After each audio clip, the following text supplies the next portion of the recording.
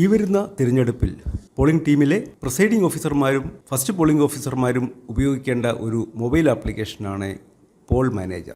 പോളിംഗിന്റെ വിവിധ ഘട്ടങ്ങളായ പോളിംഗ് സാമഗ്രികളുടെ collection, polling സ്റ്റേഷനിലെ മറ്റ് പ്രവർത്തനങ്ങൾ, ഓരോ മണിക്കൂറുമുള്ള voter turnout, Paul closing, polling സാമഗ്രികളുടെ തിരിച്ചേൽപ്പിക്കൽ മുതലായ എല്ലാ നടപടിക്രമങ്ങളും അതാത് സമയങ്ങളിൽ മോണിറ്റർ ചെയ്യുക എന്നുള്ളതാണ് ഈ ഒരു ആപ്ലിക്കേഷന്റെ ഉദ്ദേശ്യം. പോൾ മാനേജർ CEO കേരള എന്നുള്ള ആപ്ലിക്കേഷൻ ഗൂഗിൾ പ്ലേ സ്റ്റോറിൽ നിന്ന് നിങ്ങൾക്ക് ഡൗൺലോഡ് ചെയ്യാൻ സാധിക്കും. ഇപ്പോൾ കാണുന്നത് പോലെ ആണ് അതിൻ്റെ അപ്പിയറൻസ്.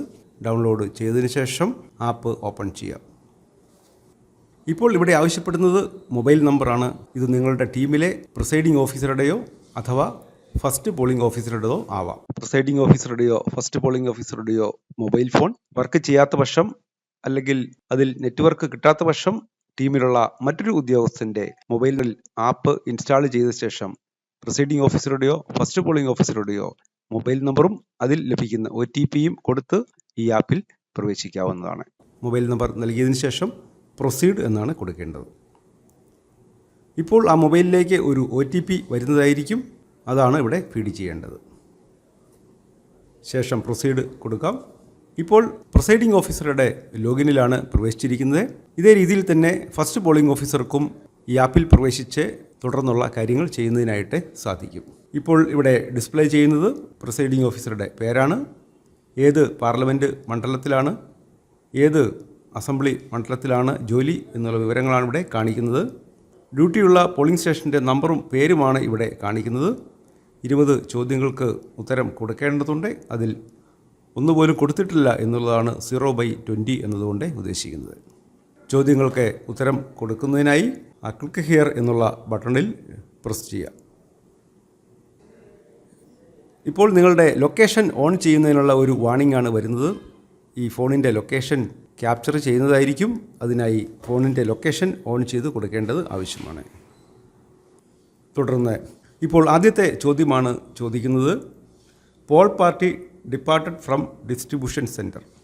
നമുക്കറിയാം, ഇത് പോളിംഗ് ഡേയുടെ തലേദിവസമാണ് സംഭവിക്കുന്നത്. പോളിംഗ് ഡേയുടെ തലേദിവസം പോളിംഗ് സാമഗ്രികൾ കളക്ട് ചെയ്തതിന് ശേഷം പോൾ പാർട്ടി ഡിപ്പാർട്ട് ചെയ്യാൻ തയ്യാറായോ എന്നുള്ളതാണ് ഇവിടെ ഉള്ള ചോദ്യം. ഡിസ്ട്രിബ്യൂഷൻ സെൻറ്ററിൽ ഈ ആപ്പ് സംബന്ധമായ എന്തെങ്കിലും സംശയ നിവാരണങ്ങൾക്കുള്ള സൗകര്യം ഉണ്ട്. അതുപോലെ മൊബൈൽ ആപ്പ് ഡൗൺലോഡ് ചെയ്യുന്നതിനുള്ള നെറ്റ്വർക്ക് സംവിധാനങ്ങളും അവിടെ ഹെൽപ്പ് ഡെസ്കിൽ ലഭ്യമാക്കിയിട്ടുണ്ടാവും. അതിനാൽ ഡിസ്ട്രിബ്യൂഷൻ ഡേയിൽ തന്നെ ഈ ആപ്പ് ഇൻസ്റ്റാൾ ചെയ്യുകയും ലോഗിൻ ചെയ്യുകയും ആദ്യത്തെ ചോദ്യത്തിന് ഉത്തരം കൊടുക്കുകയും ചെയ്യുന്നത് നന്നായിരിക്കും. പോൾ പാർട്ടി ഡിപ്പാർട്ടഡ് എന്നുള്ള ചോദ്യത്തിന് ഉത്തരം നൽകിയതിന് ശേഷം ഡിസ്ട്രിബ്യൂഷൻ സെൻറ്ററിൽ നിന്നും പോകുന്നതായിരിക്കും നല്ലത്. ഇവിടെ യെസ് എന്ന് കൊടുക്കാം. കൺഫർമേഷന് വേണ്ടി കൺഫേം പ്രസ് ചെയ്യാം. അപ്ഡേറ്റഡ് സക്സസ്ഫുള്ളി എന്നുള്ള മെസ്സേജ് വന്നു. ഓക്കെ കൊടുക്കാം. ഇപ്പോൾ രണ്ടാമത്തെ ചോദ്യമാണ് ഓൾ ഇൻ പൊസിഷൻ. അതായത് പോളിംഗ് സ്റ്റേഷനിൽ എത്തിയതിന് ശേഷം അവിടെയുള്ള സജ്ജീകരണങ്ങൾ ചെയ്ത ശേഷം കൊടുക്കേണ്ട ഉത്തരമാണ് ഓൾ ഇൻ പൊസിഷൻ. ഇവിടെ യെസ് എന്നാണ് കൊടുക്കേണ്ടത്. എന്തെങ്കിലും പ്രത്യേക കാരണത്താൽ പോളിംഗ് സ്റ്റേഷൻ തയ്യാറാക്കാൻ സാധിക്കുന്നില്ല എങ്കിൽ നോട്ട് എറ്റ് എന്ന് നമുക്ക് കൊടുക്കാവുന്നതാണ്. അപ്രകാരം നോട്ട് എറ്റ് എന്ന് കൊടുത്തു കഴിഞ്ഞാൽ അതിനൊരു റീസൺ കൊടുക്കുന്നതിനുള്ള ഒരു അവസരമുണ്ട്. റീസൺ കൊടുത്തതിന് ശേഷം സബ്മിറ്റാണ് കൊടുക്കേണ്ടത്. കൺഫേം കൊടുത്തു. ഓക്കെ. ഓൾ ഇൻ പൊസിഷൻ എന്നുള്ള ചോദ്യത്തിന് റെഡി ആയതിനു ശേഷം യെസ് എന്ന് വീണ്ടും കൊടുക്കേണ്ടതാണ്. യെസ് എന്ന് കൊടുക്കാം. കൺഫേം. ഓക്കെ. ഇപ്പോൾ മൂന്നാമത്തെ ചോദ്യത്തിലേക്ക് കടന്നു. മോക്ക് പോൾ കണ്ടക്റ്റഡ് എന്നുള്ളതാണ് ചോദ്യം. ഇത് നമുക്കറിയാം, പോളിംഗ് ദിവസം രാവിലെയാണ് മോക്ക് പോൾ ചെയ്യേണ്ടത്.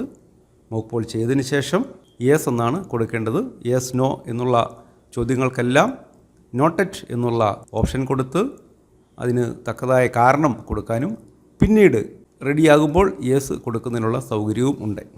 ഇവിടെ നമുക്ക് യെസ് എന്ന് കൊടുക്കാം. കൺഫേം. ഓക്കെ. നാലാമത്തെ ചോദ്യം, whether data entered during mock poll has been cleared before the actual poll. അതായത് മോക്ക് പോൾ ചെയ്തതിന് ശേഷം മെഷീനിലെ ഡേറ്റ ക്ലിയർ ചെയ്യുന്ന ഒരു സ്റ്റെപ്പുണ്ട്. അത് ചെയ്തോ എന്നുള്ളതാണ് ചോദ്യം. ചെയ്തതിന് ശേഷം യെസ് എന്നാണ് കൊടുക്കേണ്ടത്. കൺഫേം. ഓക്കെ. അഞ്ചാമത്തെ ചോദ്യം, പോൾ സ്റ്റാർട്ടഡ് എന്നുള്ളതാണ്. പോളിംഗ് സ്റ്റാർട്ട് ചെയ്യേണ്ട സമയമായപ്പോൾ പോളിംഗ് സ്റ്റാർട്ട് ചെയ്തോ എന്നുള്ളതാണ് ചോദ്യം. സ്റ്റാർട്ട് ചെയ്യാൻ എന്തെങ്കിലും തടസ്സമുണ്ടെങ്കിൽ നോട്ട് എറ്റ് എന്ന് കൊടുത്ത് നിങ്ങൾക്ക് അതിൻ്റെ കാരണം കൊടുത്തു കഴിഞ്ഞാൽ കൺട്രോൾ റൂമുകളിൽ ആ വിവരങ്ങൾ ലഭ്യമാകുന്നതായിരിക്കും. പോൾ സ്റ്റാർട്ട് ചെയ്തെങ്കിൽ യെസ് എന്നാണ് കൊടുക്കേണ്ടത്. അടുത്ത ചോദ്യം ആറാമത്തത് update polling status up to 8 AM. അതായത് പോളിംഗ് തുടങ്ങിയപ്പോൾ മുതൽ 8 മണി വരെയുള്ള സമയം കൊണ്ട് എത്ര മെയിൽ വോട്ട് ചെയ്തു, എത്ര ഫീമെയിൽ വോട്ട് ചെയ്തു, എത്ര ട്രാൻസ്ജെൻഡർ വോട്ട് ചെയ്തു, ഇതാണ് ചോദ്യം. ആ ഫിഗറുകൾ കൊടുത്തതിന് ശേഷം സബ്മിറ്റ് എന്നാണ് കൊടുക്കേണ്ടത്. അടുത്ത ചോദ്യത്തിന് ഉത്തരം കൊടുക്കേണ്ടത് 9 മണിക്കാണ്. ഇവിടെ ശ്രദ്ധിക്കേണ്ടത് എപ്പോഴും ക്യുമുലേറ്റീവ് ആയിട്ടുള്ള ഫിഗറുകളാണ് കൊടുക്കേണ്ടത്. പോളിംഗ് തുടങ്ങിയപ്പോൾ മുതൽ 8 മണി വരെ, പോളിംഗ് തുടങ്ങിയപ്പോൾ മുതൽ 9 മണി വരെ, പോളിംഗ് തുടങ്ങിയപ്പോൾ മുതൽ 10 മണി വരെ. ഈ രീതിയിൽ പോളിംഗ് തുടങ്ങിയപ്പോൾ മുതലുള്ള ഫിഗറാണ് ഓരോ മണിക്കൂറിലും കൊടുത്തുകൊണ്ടിരിക്കേണ്ടത്. 9 മണിയുടെ ഫിഗർ കൊടുക്കാം, സബ്മിറ്റ് കൊടുക്കാം. അതിനുശേഷം 10 മണിക്കാണ് കൊടുക്കേണ്ടത്. ഇവിടെ നമ്മൾ ശ്രദ്ധിക്കേണ്ടത് 10 മണി കഴിഞ്ഞ് ഉടനെ തന്നെ ഈ ഫിഗറുകൾ കൊടുക്കേണ്ടതാണ്. കാരണം നിങ്ങൾ കൊടുക്കുന്ന ഈ വിവരങ്ങൾ ജില്ലാ ഇലക്ഷൻ ഓഫീസിലും സംസ്ഥാന തിരഞ്ഞെടുപ്പ് കമ്മീഷൻ്റെ ഓഫീസിലും അതോടൊപ്പം തന്നെ ഇലക്ഷൻ കമ്മീഷൻ ഓഫ് ഇന്ത്യയിലും എത്തേണ്ടതാണ്. ഇതിനെ അടിസ്ഥാനമാക്കിയിട്ടാണ് പോളിംഗിൻ്റെ പ്രോഗ്രസ് വിലയിരുത്തപ്പെടുന്നത്. പൊതുജനങ്ങളും മീഡിയയും എല്ലാം ഈ ഒരു ഫിഗറിനെ ആണ് ആശ്രയിക്കുന്നത്. അതിനാൽ സമയത്ത് തന്നെ കൊടുക്കാൻ പ്രത്യേകമായിട്ട് ശ്രദ്ധിക്കേണ്ടതാണ്. 10 മണിക്കുള്ള ഫിഗർ കൊടുക്കാം. ഇവിടെ ഒരു വാണിംഗ് വരുന്നുണ്ട്. Third gender count may be incorrect which is less than the last update. Please check and correct it. അതായത് നമ്മൾ 9 മണിയുടെ സമയത്ത് ഒരു തേർഡ് ജെൻഡർ കൊടുത്തിരുന്നു. ഇപ്പോൾ നമുക്ക് 0 കൊടുക്കാൻ സാധിക്കില്ല. കാരണം നമുക്ക് ക്യുമുലേറ്റീവ് ആയിട്ടുള്ള ഫിഗറാണ് കൊടുക്കേണ്ടത്. ഒരുപക്ഷെ നമ്മൾ 9 മണിക്ക് കൊടുത്തപ്പോൾ തെറ്റിപ്പോയത് ആവാം. അങ്ങനെയാണെങ്കിൽ നമുക്ക് അത് കറക്റ്റ് ചെയ്യുന്നതിനായിട്ട് ലെഫ്റ്റിലേക്ക് സ്വൈപ്പ് ചെയ്യാം. ഈ രീതിയിൽ സ്വൈപ്പ് ചെയ്ത് കഴിഞ്ഞാൽ 9 മണി 8 മണി ഇങ്ങനെ പുറകോട്ട് പോകുന്നതിനായിട്ട് സാധിക്കും. 9 മണിയുടെ ഫിഗറിലാണ് തെറ്റ് പറ്റിയതെങ്കിൽ നമുക്ക് ഇപ്പോൾ കറക്റ്റ് ചെയ്യുന്നതിനുള്ള അവസരമുണ്ട്. തുടർന്ന് സബ്മിറ്റ് എന്ന് കൊടുക്കാം.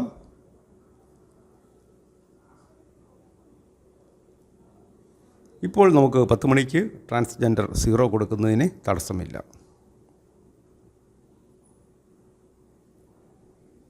തുടർന്ന് 11 മണിയുടെ കൗണ്ട് കൊടുക്കാം. തുടർന്ന് സബ്മിറ്റ് കൊടുക്കാം. ഇപ്പോൾ മറ്റൊരു എററാണ് വരുന്നത്. Male vote count may be incorrect which is less than that of last update. Please check and correct it. അതായത് ഇവിടെ 241 കൊടുത്തത്, 340 കൊടുക്കേണ്ടതായിരുന്നു. തെറ്റിച്ചാണ് അത് കൊടുത്തത്. എറർ വരാൻ കാരണം 10 മണിക്ക് 250 കൊടുത്തിരിക്കുന്നത്. അതിനുശേഷം നമുക്ക് 11 മണിക്ക് 240 കൊടുക്കുന്നതിനായിട്ട് സാധിക്കില്ല. 340 എന്ന് കറക്റ്റ് ചെയ്തതിന് ശേഷം സബ്മിറ്റ് കൊടുക്കാം.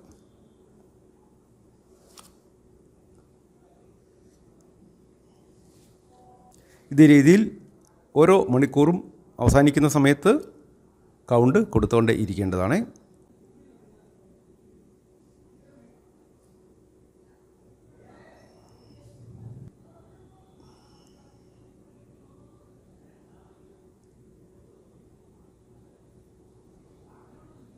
ഇവിടെ നമുക്ക് മറ്റൊരു വാണിംഗ് വരുന്നുണ്ട്. Male vote count exceeds total male voters count in the polling booth. അതായത് ഈ ബൂത്തിൽ ഉള്ള മൊത്തം മെയിൽ വോട്ടേഴ്സിൻ്റെ എണ്ണം എന്ന് പറയുന്നത് 449 അതിൽ കൂടുതലായിട്ടുള്ള ഒരു ഫിഗർ നമുക്ക് കൊടുക്കുന്നതിനായിട്ട് സാധിക്കില്ല. അപ്പോൾ അത് ന്യായമായിട്ടും തെറ്റിച്ച് കൊടുത്തതാവും. അത് കറക്റ്റ് ചെയ്ത് കൊടുക്കുക.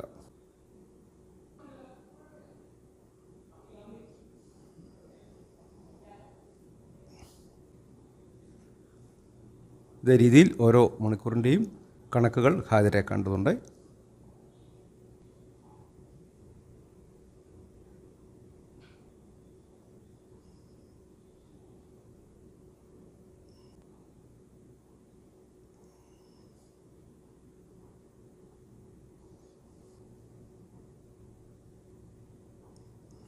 ഇതേ രീതിയിൽ 6 മണി വരെയുള്ള കൗണ്ടാണ് കൊടുക്കേണ്ടത്.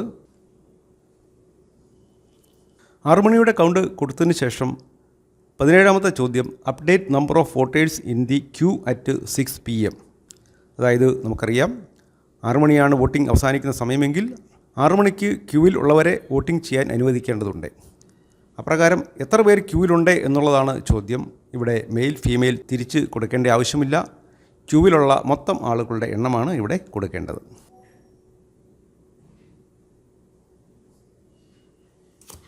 അടുത്ത ചോദ്യം number 18. Polling status on close, അതായത് 6 മണി വരെയാണ് പോളിംഗ് ടൈമെങ്കിലും 6 മണിക്ക് ക്യൂവിലുള്ളവരെ വോട്ടിംഗ് ചെയ്യുന്നതിന് അനുവദിച്ചതിന് ശേഷം പോളിംഗ് ക്ലോസ് ചെയ്യുന്ന സമയത്തുള്ള തുടക്കം മുതൽ അവസാനം വരെ ഉള്ള സമയങ്ങളിൽ വോട്ട് ചെയ്തവരുടെ കണക്കാണ് ചോദിക്കുന്നത്. ഇവിടെ ഒരു പ്രത്യേക കാര്യം ശ്രദ്ധിക്കാനുള്ളത്, ഓൺ ക്ലോസിൻ്റെ ഫിഗർ കൊടുക്കുന്നതിന് മുമ്പ് എപ്പോൾ വേണമെങ്കിലും നിങ്ങൾക്ക് പുറകിലേക്ക് സ്വൈപ്പ് ചെയ്ത് ഏതെങ്കിലും സമയങ്ങളിലെ വോട്ടർ ടേൺ ഔട്ടിൽ തെറ്റ് സംഭവിച്ചിട്ടുണ്ടെങ്കിൽ അത് കറക്റ്റ് ചെയ്യുന്നതിനായിട്ട് സാധിക്കും. ഓൺ ക്ലോസ് കൊടുത്തതിന് ശേഷം അപ്രകാരമുള്ള കറക്ഷൻസ് സാധിക്കില്ല. സബ്മിറ്റ് കൊടുക്കാം. അടുത്ത ചോദ്യം 19ാമത്തത് പോൾ ക്ലോസ്ഡ്, അതായത് പോളിംഗ് അവസാനിപ്പിച്ചോ എന്നുള്ളതാണ്. പോളിംഗ് അവസാനിപ്പിച്ചു എങ്കിൽ യെസ് ആണ് കൊടുക്കേണ്ടത്. അങ്ങനെയാണെങ്കിൽ ക്ലോസ് ചെയ്ത ടൈമും ഇവിടെ സെലക്ട് ചെയ്ത് കൊടുക്കേണ്ടത് ആവശ്യമാണ്. സെലക്ട് ടൈം എന്നുള്ള ബട്ടണിലാണ് ടാപ്പ് ചെയ്യേണ്ടത്. ഈ സമയത്ത് നമുക്ക് ക്ലോക്കിൽ നിന്നും സമയം സെലക്ട് ചെയ്യാം. AM ആണോ PM ആണോ എന്നുള്ളത് മുകളിൽ ചൂസ് ചെയ്യേണ്ട ആവശ്യമുണ്ട്. 6:30 PM എന്നാണ് ഇപ്പോൾ കൊടുത്തിരിക്കുന്നത്. ഓക്കെ എന്ന് കൊടുക്കാം.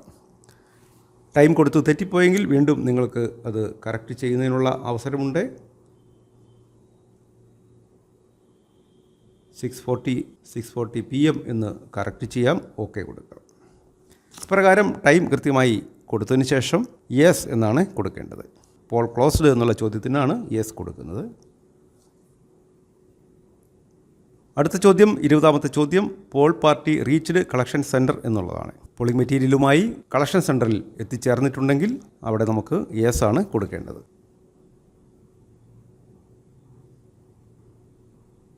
ഇത്രയും ചോദ്യങ്ങൾക്ക് ഉത്തരം ആണ് കൊടുക്കേണ്ടത്. ഇനി ഇതിലുള്ള മറ്റ് ചില പ്രധാനപ്പെട്ട ഫീച്ചേഴ്സ് പരിചയപ്പെടുത്താം. അതിലൊന്നാണ് കമ്മ്യൂണിക്കേഷൻ പ്ലാൻ. ഈ മുകളിൽ ഇടതുവശത്ത് കാണുന്ന 3 വരകൾ അത് മെനു ബാറാണ്. അതിൽ ടാപ്പ് ചെയ്ത് കഴിഞ്ഞാൽ നമുക്ക് മെനു കാണാൻ സാധിക്കും. ഇതിൽ നിന്നും വ്യൂ കമ്മ്യൂണിക്കേഷൻ പ്ലാൻ എന്നുള്ള ഓപ്ഷനാണ് എടുക്കേണ്ടത്. ഈ സമയത്ത് ഈ പോളിംഗുമായി ബന്ധപ്പെട്ട് നിങ്ങൾ ബന്ധപ്പെടേണ്ടി വരുന്ന ഉദ്യോഗസ്ഥരുടെ കോൺടാക്ട് ഡീറ്റെയിൽസ് ആണ് നൽകിയിരിക്കുന്നത്. നിങ്ങളുടെ ബൂത്തിലെ presiding officer, first polling officer എന്നിവരുടെ പേരും മൊബൈൽ നമ്പറും, ബൂത്ത് ലെവൽ ഓഫീസറുടെ details, police circle inspector, deputy superintendent of police, village officer, sector officer, AERO, ERO, assistant returning officer, observer, district election officer, ഇപ്രകാരമുള്ള എല്ലാ ഉദ്യോഗസ്ഥരുടെയും പേരും കോൺടാക്ട് നമ്പറും ഇവിടെ ലഭ്യമാക്കിയിട്ടുണ്ടാവും. പോളിംഗ് സംബന്ധമായ വിഷയങ്ങളിൽ നിങ്ങൾ ആദ്യം ബന്ധപ്പെടേണ്ടത് നിങ്ങളുടെ സെക്ടർ ഓഫീസറെയാണ്. അവിടെ നിന്ന് ഒരു പരിഹാരം കിട്ടാതെ വരുമ്പോഴാണ് മറ്റു തലത്തിലുള്ള ഉദ്യോഗസ്ഥരെ ബന്ധപ്പെടേണ്ടി വരുന്നത്. മറ്റൊരു പ്രധാനപ്പെട്ട ഒരു ബട്ടൺ ഉള്ളത് മുകൾ ഭാഗത്ത് വലതുവശത്തായി SOS എന്നുള്ള ബട്ടൺ ലഭ്യമാണ്. പോളിംഗ് തടസ്സപ്പെടുന്നതായ എന്തെങ്കിലും പ്രശ്നങ്ങൾ പോളിംഗ് സ്റ്റേഷനിൽ ഉണ്ടായിക്കഴിഞ്ഞാൽ നിങ്ങൾക്ക് ബന്ധപ്പെട്ടവർക്ക് ഒരു വാണിംഗ് കൊടുക്കാൻ സാധിക്കുന്ന ഒരു ഓപ്ഷനാണ് SOS എന്നുള്ള ആ ചുവന്ന ബട്ടണിലാണ് നിങ്ങൾ പ്രസ് ചെയ്യേണ്ടത്. ഇങ്ങനെയുള്ള അവസരങ്ങളിൽ ഇവിടെ 5 തരത്തിലുള്ള ഓപ്ഷനാണുള്ളത്. Law and order, balloting unit failure, control unit failure, power failure, VVPAT failure. ഈ 5 തരത്തിലുള്ള കാരണങ്ങളാൽ പോളിംഗ് തടസ്സപ്പെടുന്ന പക്ഷം നിങ്ങൾക്ക് SOS എന്നുള്ള ബട്ടൺ പ്രസ് ചെയ്തതിന് ശേഷം ഇതിൽ ആ പർട്ടിക്കുലർ റീസണിൽ നിങ്ങൾക്ക് ടാപ്പ് ചെയ്യാവുന്നതാണ്. ഇപ്രകാരം ടാപ്പ് ചെയ്ത് കഴിഞ്ഞാൽ ഉടൻ തന്നെ ജില്ലാ കൺട്രോൾ റൂമിൽ വിവരങ്ങൾ ലഭ്യമാകുന്നതായിരിക്കും. ജില്ലാ ഇലക്ഷൻ ഓഫീസറും തെരഞ്ഞെടുപ്പ് കമ്മീഷനും ഈ പ്രശ്നങ്ങൾ നോട്ട് ചെയ്യുകയും അതിനനുസരിച്ചുള്ള നടപടികൾ ഉണ്ടാകുന്നതുമാണ്. ഇത്രയും കാര്യങ്ങളാണ് പോൾ മാനേജർ എന്നുള്ള മൊബൈൽ ആപ്പുമായി ബന്ധപ്പെട്ട് പ്രിസൈഡിംഗ് ഓഫീസർമാർ അഥവാ ഫസ്റ്റ് പോളിംഗ് ഓഫീസർമാർ നിർവഹിക്കേണ്ടത്. താങ്ക്